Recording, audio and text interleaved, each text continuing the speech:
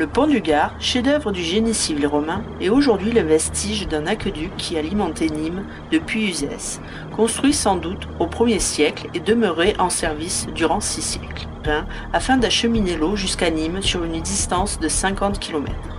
Le pont franchit le Gard, l'aqueduc est au-dessus de la 3e rangée d'arcades, culmine à 50 mètres.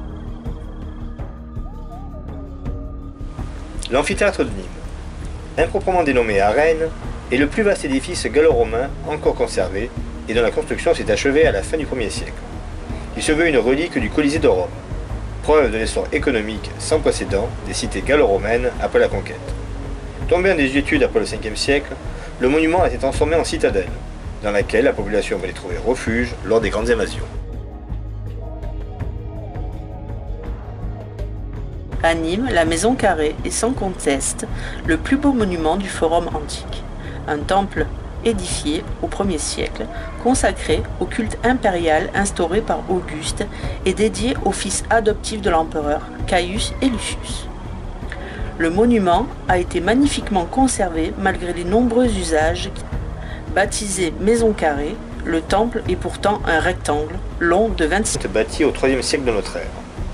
C'est là l'apparence d'une enceinte médiévale avec ses potins reconnaissables. Il s'agit bien à l'origine d'une muraille construite sous le règne de Dioclétien.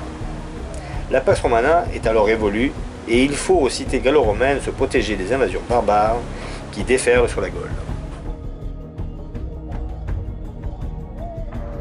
La ville d'Orange dans le Vaucluse, fondée vers 35 avant Jésus-Christ par des vétérans des légions de César, s'est construite sur le modèle des cités romaines et s'est dotée d'un théâtre qui compte aujourd'hui parmi les plus beaux et les mieux conservés. Le théâtre d'Orange pouvait accueillir 9 ou 10 000 spectateurs. Derrière la scène large d'une 60aine de mètres se dresse un mur massif percé d'une niche abritant une statue monumentale de l'empereur Auguste.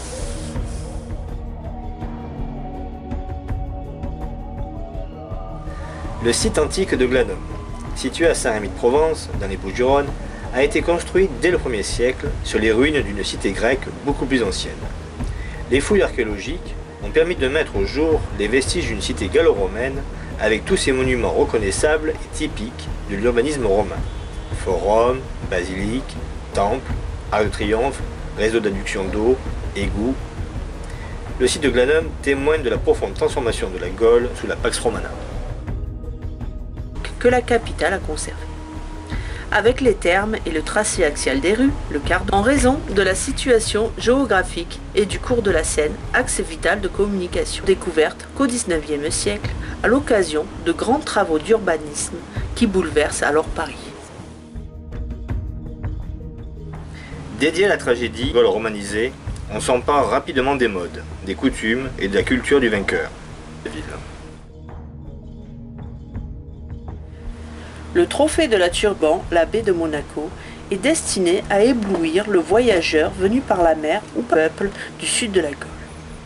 Pour témoigner dans la pierre du triomphe de l'Empire, Auguste fait édifier ce trophée, symbole de la puissance romaine et de sa propre gloire. Le temple d'Auguste et de Livie, à Vienne, en Isère, a été édifié en honneur de l'empereur et de son époux, qui doit être vénéré dans l'ensemble du monde romain, et on bâtit pour lui des temples.